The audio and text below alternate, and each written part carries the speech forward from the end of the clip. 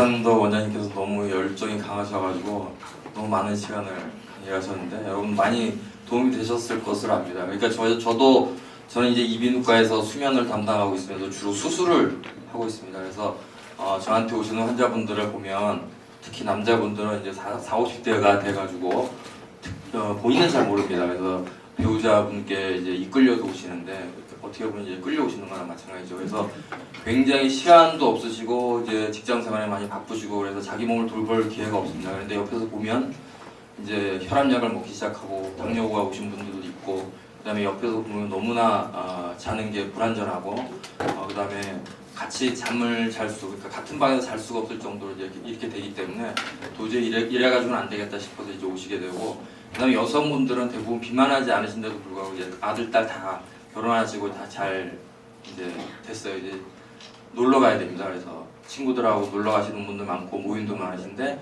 이제 지방에 놀러 가시거나 이제 외국 여행을 가시게 되면 아까 말씀하신 것 같이 방을 같이 쓰고 그래야 되는데 옆에서 민폐를 끼치게 되고 그러면 이제 여행 가서 한숨도 못 주무시고 오는 분들도 있습니다. 근데 이제 문제는 저한테 오시고 병원에 오셔가지고 이거를 치료를 해달라고 그러는데 단번에 치료받기를 원하십니다.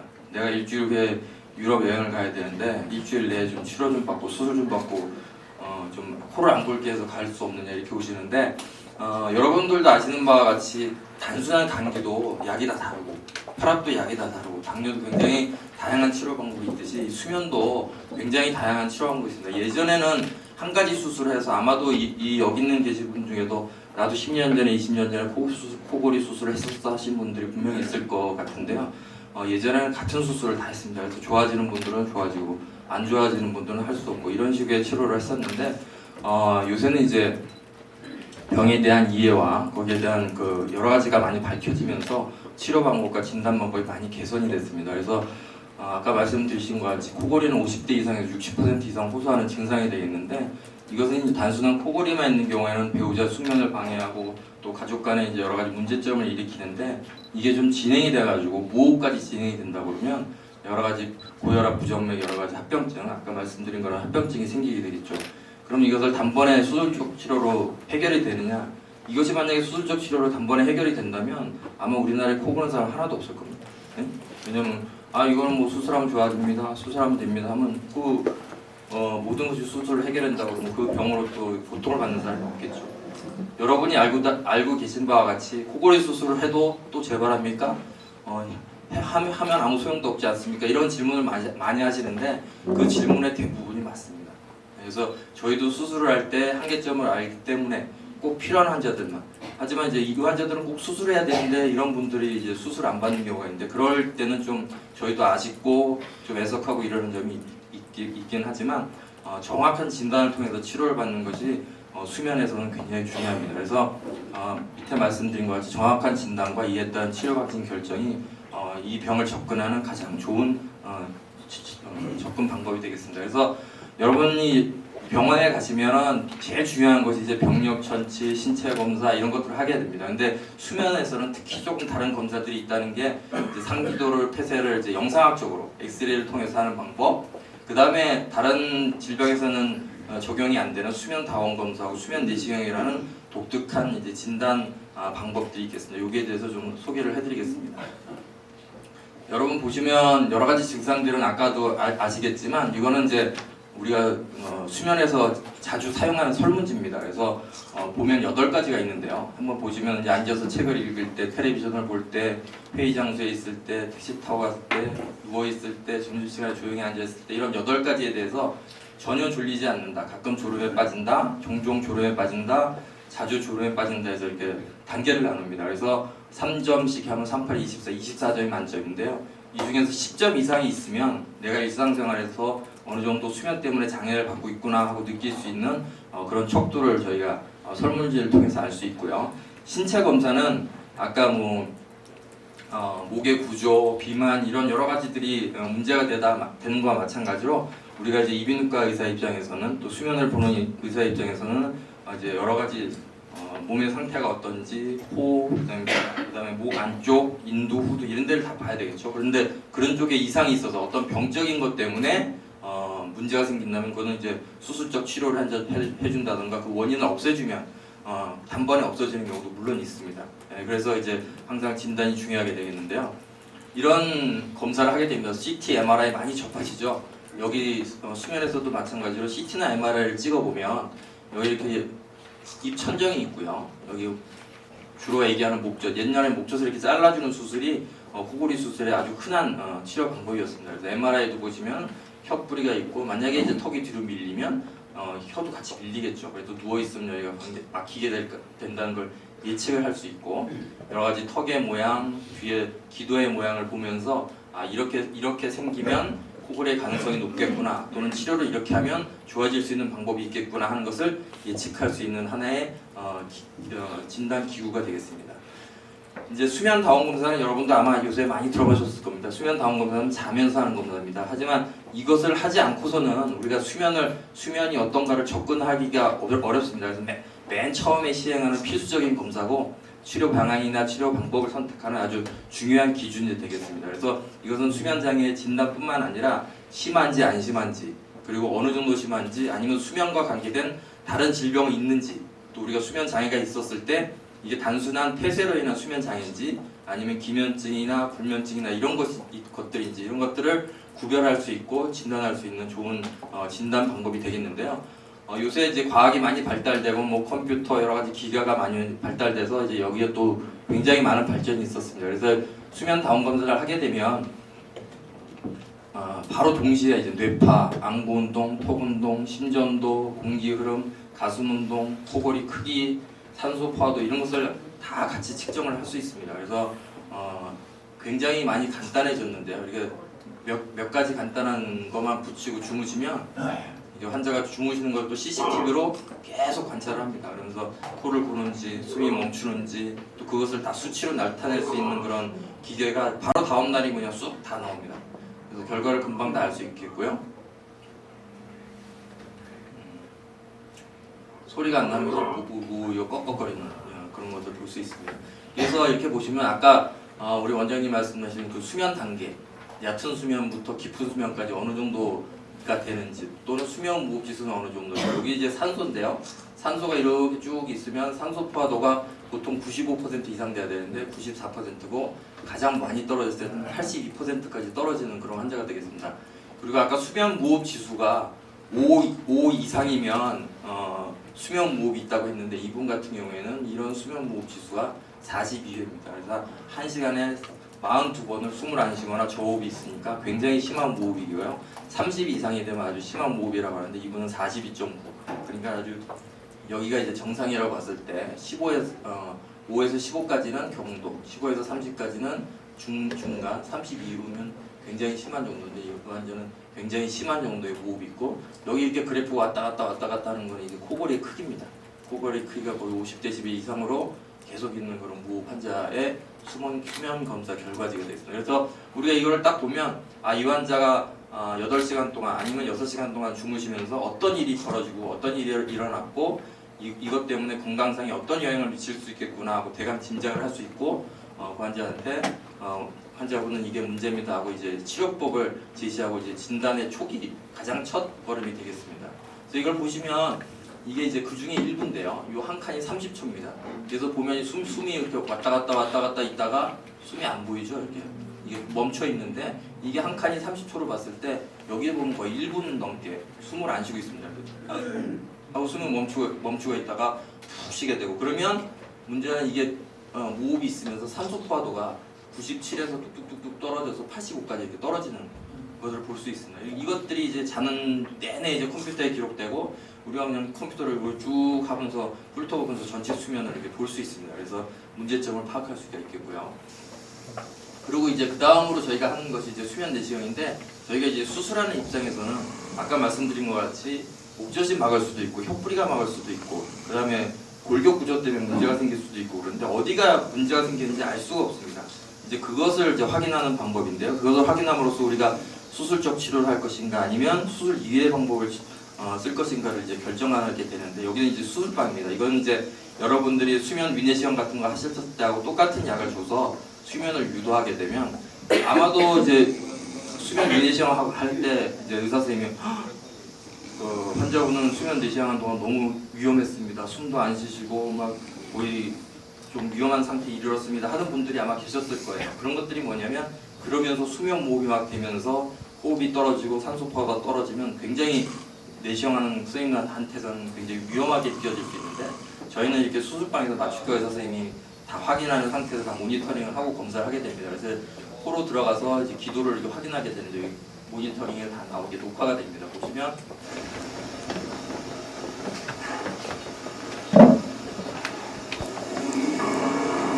코를 돌죠. 코를 돌면 여기 뭐가 떨리는 게 보이시는데 이제 어느 부분이 떨리고 어느 부분이 막히는 게 보입니다. 지금은 이제 코를 보는 거고 숨이 막히게 되면 그냥 하고 숨을 안 쉬면서 가슴만 왔다 갔다 하는 것을 이제 확인을 할 수 있는 그런 검사 방법이 되겠습니다. 그래서 이것을 하게 되면 이제 수술적 치료를 했을 때 어떤 치료를 할 것인가, 어떤 방법으로 할 것인가를 결정하게 되고 제가 설명할 때는 환자한테 이 비디오를 같이 보면서 환자분은 여기가 문제입니다. 여기가 문제가 있으니까 어떻게 치료하는 게 좋겠습니다 하고 설명을 하게 됩니다. 그래서 제가 설명할 때는 꼭 혼자 오지 마시고 보호자분도 오세요 하는데 그렇게 하는 이유가 뭐냐면 같이 의논을 해서 해야 됩니다. 가장 호골이 무호흡증만이 문제가 아니고 이제 부부 생활이나 같은 집에서 가족 간의 활동, 그다음에 가족 간의 유대관계 이런 것들이 굉장히 중요하기 때문에 부부가 올 수 있으면 부부가 오고 결혼 안 하셨으면 부모님도 좋고 형제들도 좋고 그렇게 해서 상의를 하는 것이 굉장히 중요하다고 저는 생각을 합니다. 그래서 지금 수면 내시경을 잘 보시면 여러분 성대를 잘 아시는지 모르겠는데 이게 성대고 일로 숨이 왔다 갔다 하게 됩니다. 이렇게 막히지 않은 기도를 우리가 수면 내시경으로 보면 이게 그냥 열려 있는 상태에서 그냥 숨을 쉬게 됩니다. 우리가 숨을 쉴 때는 입 벌리고 그냥 숨을 쉬고 이렇게 하나 마찬가지로 밑에도 입이 벌어져 있어야 됩니다. 그 상태에서 숨이 왔다 갔다 해야 되는데 문제는 수면 모흡이 있으신 분들은 여기가 막히게 되죠. 혀뿌리가 막히든지 목젖이 막히든지. 그래서 보면 통로가 안 보입니다. 통로가 안 보이고 이게 소리가 나죠. 소리가 나고 이게 구조에 대해서 좀 익숙하지 않더라도 이 밑에 보면 이제 혀가 보이는데 혀뿌리가 완전히 통로를 다 막는 것을 볼 수 있습니다. 이게 이 하얀 게 혀인데요. 혀뿌리가 다 막습니다. 그래서 거의 숨쉬는 통로가 없다시피 이렇게 되기 때문에 물론 이렇게 혀뿌리가 막는 환자들도 있고 목젖이 이렇게 떨리는 환자도 있고 또 옆에서 이렇게 막히는 분들도 있습니다. 그래서 다 개개인의 차이가 있기 때문에 이 특성을 파악해가지고 어떻게 치료할 것인가를 결정하는 것이 굉장히 중요합니다. 그래서 치료 원칙은 겸사겸사를 확인하고 환자 교육을 시켜야 됩니다. 당신은 어떻습니다. 그래서 여러 가지 치료 방법이 있는데 이 치료 방법을 선택하는 것이 좋겠습니다. 그거는 왜 그러냐면 각자마다 이제 사회생활이 다르고 특히 이제 저희 환자분들 같은 경우는 소방관이나 경찰관 같은 분들은 수면하는 위치도 다르고 수면 시간도 아주 굉장히 일정하지 않고 이렇기 때문에 그런 환자분들의 경우에는 양압호흡기를 하세요 하는 게 좀 무리가 있을 수가 좀 있습니다. 양압기 같은 거 수술을 할 때 그것들이 자기 직업적인 관계 또 수면 시간, 수면 장소 이런 것들을 다 고려해서 저희가 권해줘야 되겠고요. 치료 방법 중에 이제 여러 가지 치료 방법이 있는데 무슨 치료를 하던 지속적인 관리가 필요합니다. 그러니까 여러분들이 이제 혈압 치료를 할 때도 나는 약만 먹으면 모든 것이 다 치료해도 되니까 괜찮아 이렇게 생각하시는 분들은 아무도 없을 겁니다. 선생님들이 특히 건강에 관심이 많으신 분들은 혈압 치료를 하면서 이제 혈압의 원인이 되는 것을 없애기 위해서 식이 조절도 하고 운동도 하고 체중도 관리하고 이러는 것과 마찬가지로 이 수면도 그렇게 하지 않는 이상에는 저희가 수술만 한다고 해서 전혀 해결되지 않기 때문에 그런 것들을 환자의 동의를 얻고 보호자들의 동의를 얻어서 같이 해결해 나가지 않으면 저는 절대 해결할 수 없는 부분이 이렇게 수면이 되겠습니다. 그래서 보시는 바와 같이 이제 여러 가지 원인이 있을 수 있겠죠. 턱관절, 혀외비대, 코막힘, 부비동염 뭐 이런 여러 가지가 있습니다. 이런 여러 가지가 있기 때문에 여러 가지 치료를 필요하고 한 가지 치료만으로서 해결을 할 수가 없는데요. 특징적인 이제 비수술적 치료를 보시면 아시는 바와 같이 체중 조절, 자세 치료, 그다음에 구강장치, 양압기 이런 것들이 있겠습니다. 체중 조절이라는 것은 이 체중 조절 하나만 가지고도 여러분들은 모든 생활 방식을 바꿔야 되고 수면 방식을 바꿔야 되고 나의 사고를 바꾸지 않는 이상은 체중 조절이 되지 않습니다. 먹는 것부터 운동하는 것까지 모든 것을 해야 되기 때문에 여러분들이 말씀하시는 그 웰비잉을 실천하지 않으면 절대 체중 조절이 되지 않기 때문에 만약에 체중 조절을 하시게 되면 이때까지 고생하시던 뭐 혈압이나 당뇨 이런 것들 다 좋아지거든요. 그렇기 때문에 여러분들이 이렇게 자꾸 이런 것들을 강조하고 이러는 것은 아주 원초적이면서 꼭 필수적인 것이 수면에서도 다 적용이 된다고 보시면 됩니다. 수술적 치료는 그 부위에 따라서 여러 가지 치료를 할 수 있겠습니다. 코수술, 목젖수술, 편도수술, 옆구리 수술, 골격수술 이런 것들을 다 할 수 있는데요. 보시면은 지금 체중 조절은 여러분도 아시는 바와 같이 식습관이 소화되고 생활 수준이 향상되면서 요새 뭐 못 먹어서 비타민이 부족해서 뭐 문제되는 분들은 없습니다. 19세 이상 성인 비만 유병률 보시면 거의 50% 육박합니다. 오히려 여성분들은 좀 낮지만요. 그래서 목에 비만이 증가하면 뭐 예상을 해봐도 알겠지만 여기 목이 퉁퉁하면 아무래도 기도를 누르고 기도 내에도 살이 찌기 때문에 좁아지면 문제가 생길 거고 몸통 비만이 되면 또 폐활량을 감소시키게 됨으로써 또 호흡이 문제가 되고 복부 비만이 되면 여러 가지 대사 장애가 일어나고 내장 비만으로 콜레스테롤이 올라가고 여러 가지 이렇게 문제점이 생기게 되어 있습니다. 그래서 체중 조절은 굉장히 중요한 치료 방법 중에 하나가 되겠고요. BMI라 해서 체질량 지수가 있는데 이것은 이제 여러분도 많이 아시는 것 같이 뭐 몸무게를 그 키의 제곱으로 이제 나누게 되겠는데 그렇게 돼서 한 25 이하면 어느 정도 적정 체중이 됩니다. 그렇지만 이제 25 이상이 되면 비만, 30 이상이면 이제 고도 비만이 되는데 특히 이제 우리가 목둘레나 허리둘레를 재게 되는데요. 목둘레도 남성에서는 43, 여성에서는 40이라고 그러지만 한 38cm 이상만 되면 코골이에 위험한 그런 인자라고 볼 수 있기 때문에 여러분들 항상 신경을 쓰셔야 되겠고 허리둘레는 남성 90cm, 여성 85cm 이렇게 돼 있는데 보통 한 32인치가 한 80cm 정도 되니까 90이면 뭐 한 35인치가 조금 넘습니다. 그러니까 그런 것들도 굉장히 중요하고 예전에 뭐 배가 나오면 뭐 위험이 있다 이런 건데 전혀 아무 상관없고요. 여러분 체중 조절 잘 하시고 복부 비만 관리 잘 하셔야 됩니다. 그래야지 수면에도 좋은 영향을 미칠 수 있습니다. 체중 감소는 계속 강조를 하게 되는데요. 우리 한 10%만 체중을 감소하게 되면 아까 말씀드린 5 이하면 무호흡이 심하다고 그러는데 이런 무호흡 저호흡 지수가 거의 30% 이상 호전이 됩니다. 그렇기 때문에 이것은 굉장히 중요한 거고 아까 말씀드린 뭐 금주, 금연 이런 것들이 중요하고 그 다음에 이제 뭐 안 되는 경우에는 뭐 약물 치료, 수술적 치료, 뭐 위를 자르거나 밴드를 하거나 이런 치료도 할 수 있겠지만 우리나라에는 그 정도의 고도 비만은 그렇게 흔하지 않습니다. 외국에서는 이제 굉장히 심한 고도 비만 때문에 이것 때문에 이제 목숨을 잃고 이러는 분들이 상당히 있을 수 있기 때문에 이런 수술까지도 감수하면서까지 체중을 줄여야 되는 그런 경우가 있지만 우리나라에서 흔하게 시행되는 수술은 아닙니다. 자세 치료는 옆으로 자면 굉장히 많이 좋아지는 경우가 많습니다. 그래서 56%가 자세성이라고 하는 것은 그 수면 무호흡 지수가 옆으로 잤을 때 또 똑바로 잤을 때 측정을 하게 되는데요.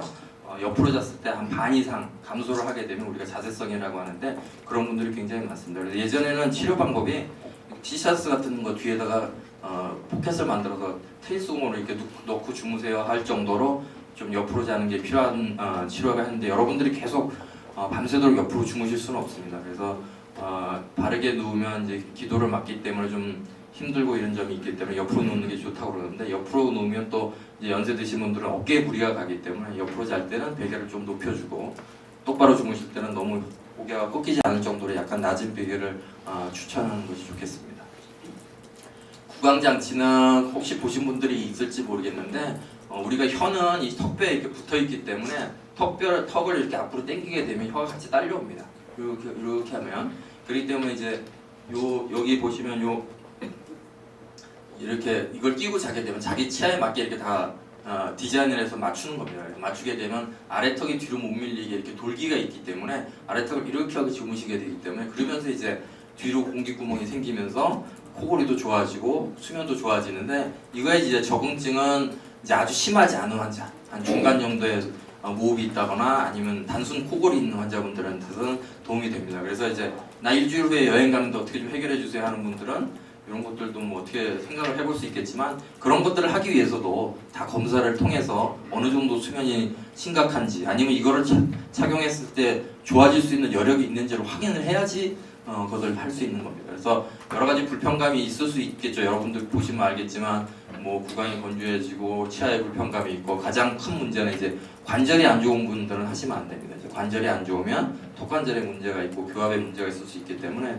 그런 분들은 안 하지만 장기 수능도라는 걸 우리가 했을 때 계속해서 1년, 2년 계속 착용하시는 분들이 그래도 상당수 정도는 됩니다. 그래서 한 80% 정도의 장기 수능도가 있는데 양압기는요 가장 좋은 치료입니다. 여러분들 많이 아실 겁니다. 그래서 오히려 이제 의사들 중에 무호흡이 많으신 분들은 오히려 수술의 한계를 많이 알기 때문에 양압기를 원하시는데 이제 보니 이게 매드맥스라는 영화에 나오는 건데 양압기가 굉장히 혐오스럽다는 거를 하나 나타낼 때 예시로 많이 하는 그런 사진입니다. 이거 끼고 잔다는 게 굉장히 부담스럽고 이걸 어떻게 평생 해요? 이렇게 하시는 분들이 많은데 아마도 요즘은 저도 많이 느끼는데 요새는 이제 수술을 하세요 해도 수술 안 하고 양압기 하는 게 어떻습니까 하고 저한테 되묻는 분들이 많을 정도로 양압기에 대한 인식이 많이 좋아졌습니다. 그래서 여기는 전현무 양압기하고 인터넷에서 치면 이렇게 나오는데 우리 전현무라는 그 아나운서가 이제 그 공중파에서 이렇게 양압기에 대해서 나오게 되면서 많은 분들이 양압기를 알게 됐고 양압기가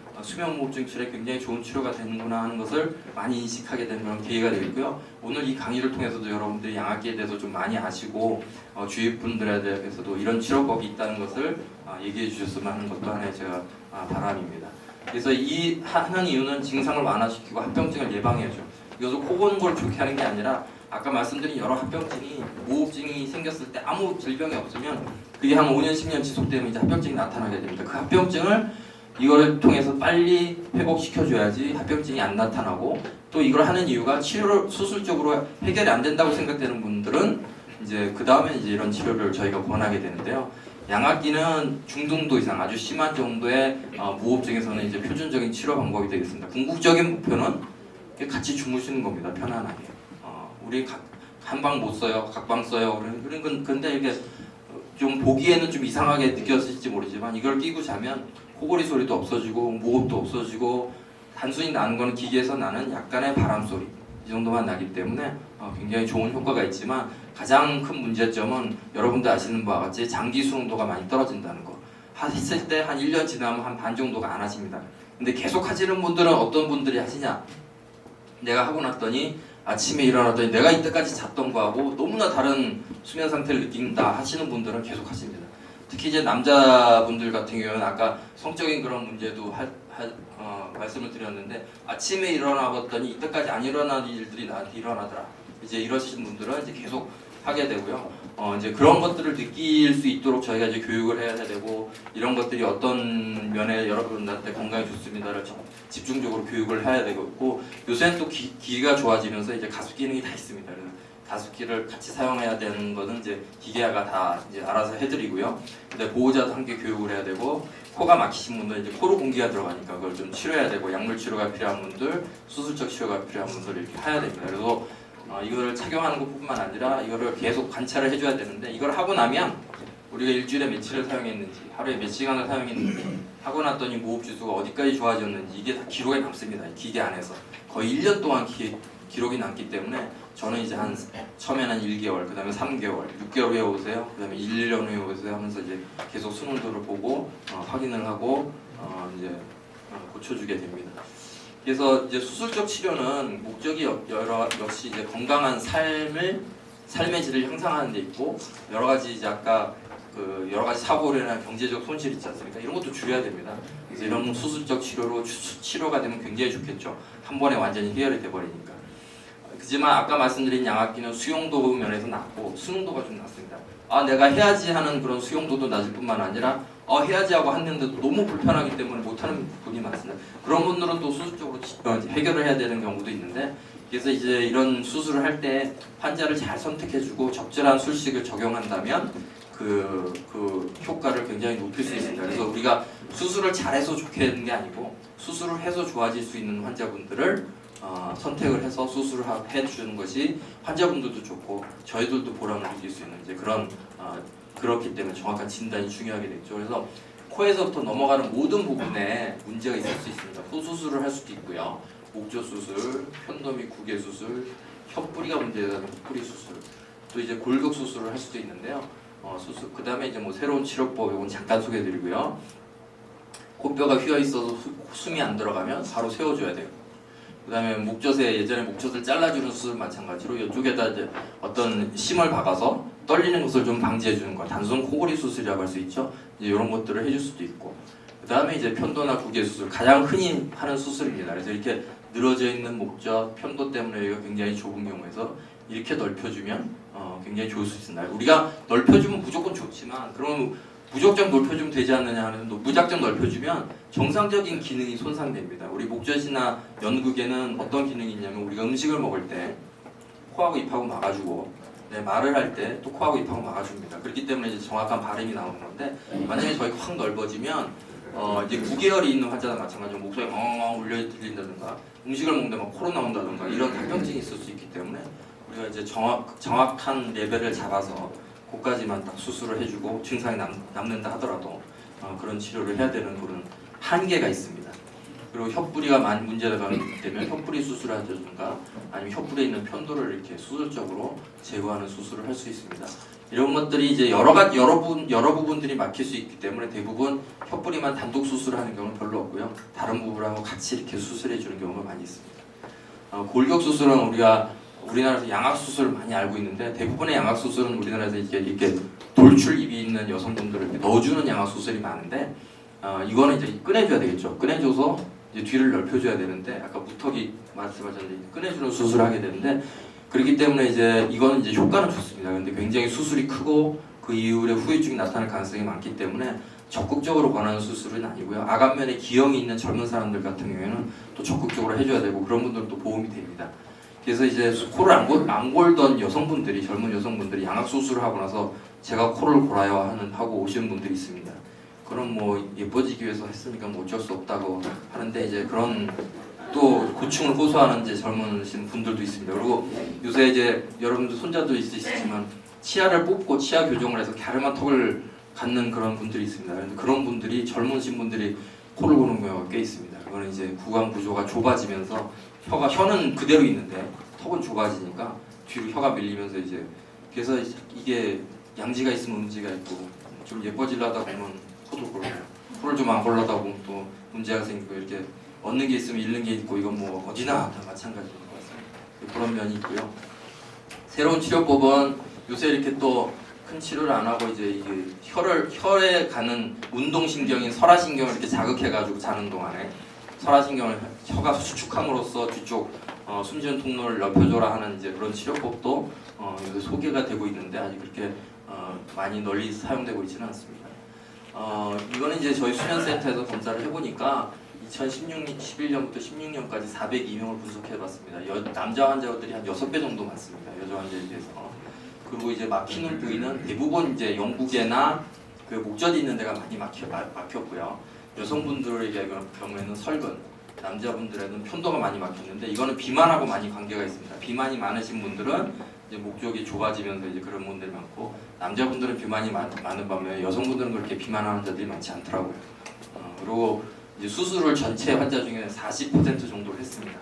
그러니까 제가 보기에는 저희가 수술해서 좋아질 수 있는 환자분들은 한 30%라고 생각이 됩니다. 근데도 나는 그래도 한번 수술을 하려고 하고 해서 수술을 했던 경우도 꽤 있기 때문에 한 30% 정도가 수술에 적당한 환자들이 되지 않나 하고 저희는 이제 파악을 하고 있습니다. 그래서 뭐 이거는 금방 그 얘기고요. 이건 한번 증례를 보시겠어요. 수면 내시경 환자분인데요. 체질량 지수 23이면 정상 체중입니다. 그리고 무호흡 지수가 10이면 한 중간 정도의 무호흡이고 코골이가 전체 수면의 한 20%, 최저산소 부하도가 그렇게 많이 떨어지지 않습니다. 91%죠. 수면 내시경 검사를 보시면 소리를 한번 들어보시죠. 이래가지고 어디 숨이 되겠어요? 구멍이 하나도 없죠. 숨이 없는데 아까는 이렇게 떨렸는데 이분이 이렇게 막힙니다. 옆에서 이게 편도입니다. 편도. 여기 좀 나오네요. 이렇게 숨을 쉬는 건데요. 이런 환자분들은 수술해주면 굉장히 많이 좋아집니다. 거의 정상같이 됩니다. 그래서 이런 환자들에게는 의사도 굉장히 보람있고 또 환자들도 고마워하고 이런 수면 환자가 되겠습니다. 그래서 젊으신 분, 비만하지 않고 편도 비대 있는 환자 이런 분들은 꼭 수술을 권하고요. 수술하면 굉장히 좋아지고 고생하고 사실 필요가 전혀 없습니다. 그 다음 환자 보실까요? 그 다음 환자는 47세 남자입니다. 체질량 지수 30, 아까 BMI 30 이상이면 고도 비만입니다 그랬는데 체질량 지수 30 정도 되고 무호흡 지수 56입니다. 거의 1분에 한 번씩 무호흡이 생기고 코골이는 38%. 코골이가 38%밖에 안 되는 거는 숨을 안 쉬니까 소리가 안 나는 겁니다. 네. 코골이가 없는 게 아니고. 그리고 최저 산소 포화도 54%. 그러니까 거의 질식 상태입니다. 1분 이상 지속되면 저거는 갑자기 돌연사하실 수 있는 그런 심각한 환자분인데요. 이런 환자분들은 보면 그냥 숨쉬는 통로가 없습니다. 숨이 들어갈 구멍이 없습니다. 이게 이 전망 밑에 다 지방 조직이 차 있어가지고 숨이 안 됩니다. 그래서 저거 왔다 갔다 하는데 나는 숨을 쉬고 싶어 하는데 들어가지가 않죠. 저런 환자들은 수술해서 넓혀줄 부위가 전혀 없습니다. 그래서 이런 분들은 무조건 체중 조절을 해야 되는데 체중 조절이 안 돼요. 왜냐하면 자는 동안에 내 몸에 에너지 축적이 안 되기 때문에 운동을 해도 안 됩니다. 그래서 이런 분들은 양압기를 빨리 끼고 양압기를 끼면 내 몸에 산소 공급이 되면 내 몸에 에너지 축적이 돼요. 그러면 운동을 하면 그 에너지가 소비되면서 지방이 타고 몸무게가 빠집니다. 그러니까 5배 정도 우리 몸의 대사작용이 활발해지는데 그렇기 때문에 내가 하루에 1시간, 2시간 운동을 해가지고 1kg를 뺐다. 양압기를 끼고 자면 5kg 빠집니다. 그러니까 여러분들이 제가 전 뭐 이런 운동을 하라고 안 하고 하루에 1시간씩 부부가 걸으세요. 1시간 걸으면 5km를 걸을 수 있고 10,000보를 걸을 수 있거든요. 그러니까 항상 그렇게 하시면 근데 호흡이 안 되는 상태에서 10,000보를 걸어도 체중이 안 빠집니다. 체중을 빼기 위해서는 수면을 정상화한다. 이게 이제 살아야 되니까 이제 숨을 쉬죠. 네. 뇌에서 깨웁니다. 너 일어나야 됩니다. 일어나야 돼 하고 깨우니까 이제 숨을 쉬게 되는데 굉장히 옆에서 만약에 아내분이 이분을 본다 그러면 얼마나 불안하고 안타깝겠습니까? 네. 그래서 이제 코골이를 어떻게 해결할 것인가를 여러분들한테 설명을 드렸는데 우선은 코골이가 있는지 없는지를 알아야 되죠. 코골이가 있으면 어느 정도 심한지를 확인해야 되는데 그것을 내가 있어야 한다고 있는 게 아니고 적절한 검사를 통해서 그 정도가 어느 정도인지 내 건강에 미칠 영향은 어느 정도인지 그런 걸 파악해야 돼요. 코골이가 있으면 수면무호흡이 있다는 하나의 증거입니다. 그래서 수면무호흡이 있나요? 이것을 답해줄 수 있어야 돼요. 담당 의사는 그것을 해결해 줄 수 있는 방법을 제시해 줘야 되는데 이런 것들이 있다 그러면 그 다음에 그럼 어디가 막혀 있길래 도대체 무호흡이 있나요? 이거에 대한 답을 또 해줘야 되거든요. 이걸 대답을 해주기 위해서 우리는 이제 수면 검사를 하게 되는데 막혀지고 좁아져 있으면 그러면 수술은 도움이 되나요? 그건 저도 모르죠. 검사해보기 전까지는. 그래서 검사를 해봐서 이거는 수술에 굉장히 도움이 될 것 같아요. 그러면 적극적으로 수술을 하세요 하고 권할 수가 있지만 그렇지 않은 경우에는 수술에도 문제가 될 수 있고 안 될 것 같습니다. 이걸 해보는 게 좋겠습니다 하고 상의를 해야 됩니다. 상의를 하지 않고 저희가 그냥 단독적으로 결정을 해서는 환자한테도 안 좋은 영향을 미칠 수 있고 나중에 또 그만큼 그 만족도도 많이 떨어집니다. 수술이 도움이 될까요? 그럼 수술하게 되면 어떤 수술을 할까요? 아까도 보셨지만 이렇게 막히는 환자들도 있고 이렇게 막히는 환자들도 있고 완전히 그냥 복주머니 목 좁아지듯이 확 좁아지는 환자도 있고 다 그렇기 때문에 어떤 수술이 적합할까요? 또 수술이 안 되면 어떤 치료가 좋을까요? 이것을 다 해결해 줄 수 있고 답을 해줄 수 있기 위해서는 적절한 검사를 해줄 수 있는 시설이 되고 적절한 검사를 해석해주고 상해줄 수 있는 전문 의사가 필요하다고 저는 그렇게 생각을 합니다. 그래서 적절한 치료를 받으시는 것이 굉장히 중요하고 적절한 진단을 받는 것이 중요하다고 아시고 가셨으면 좋겠습니다. 그래서 저희 치료의 목표는 수면 중에서 규칙적인 호흡을 유도하고 코골이와 주간졸림 증상을 호전시키는데 모든 치료의 목적이 있습니다. 그러기 위해서는 모든 치료가 다 중요하지만 여러분이 알고 있는 건강상식 그게 최고입니다. 내가 체중을 줄이고 잘 자고 잘 쉬고 무리하지 않고 식이 조절하고 이런 것들을 통해서 모든 건강을 다 회복시키면 그런 것들이 다 해결이 돼요. 그래서 체중 조절, 금주, 금연, 피라면 옆으로 수면, 비강호흡이 있으면 코를 치료하기 위한 여러 가지 치료법, 약물도 좋고요. 호수술도 좋고 이런 거를 하게 되고 그걸로 안 되면 이제 구강장치나 양압기나 수술적 치료를 할 수 있는데 구강장 치료 안 되면 양압기로 갈 수 있습니다. 양압기가 안 되면 수술 치료로 갈 수 있습니다. 수술 치료를 했는데 이게 좀 부적절하다. 아직 좀 증상이 남아있다. 그러면 양압기로 갔습니다. 우리가 수술 치료를 했을 때 무호흡이 있던 환자들이 코골이가 더 심해졌다고 하는 분들도 있어요. 그건 왜냐하면 숨이 되니까. 네? 숨을 하고 있다가 지금 훨씬 잘 쉬는 거예요. 그거는. 그래서 그런 분들은 우리 코골이가 있다고 해도 저한테 왔을 때 선생님 코골이는 심한데요. 그래도 일어나서 너무 편안해졌어요. 이렇게 말하시는 분들이 있습니다. 우리가 수술을 해서 코골이가 좋아지고 무호흡 지수가 좋아졌을 때 우리가 반만 좋아져도 그건 성공이라고 봅니다. 그러니까 아까 54점의 무호흡 지수가 있던 환자가 수술을 했는데 한 반 이상 좋아졌어요. 수면 무호흡 지수가 20으로 떨어졌어요. 그래도 그거는 상당한 모호 환자입니다. 그렇지만 그런 환자분들이 지속적으로 생활 관리를 하고 생활 습관을 하고 체중 조절을 하면 훨씬 더 떨어뜨릴 수 있는 여지가 있기 때문에 이제 그런 것들을 환자들하고 잘 상담을 하고 여러분이 수술하면 이 정도까지 좋아질 가능성이 있어요. 좀 안 좋더라도 어떻게 하면 더 좋아질 수 있어요. 이거를 지속적으로 관리해 나가는 것이 저희 수면을 하는 또 의사들의 책임이라고 생각하고요. 오늘 잘 들어주셔서 감사합니다.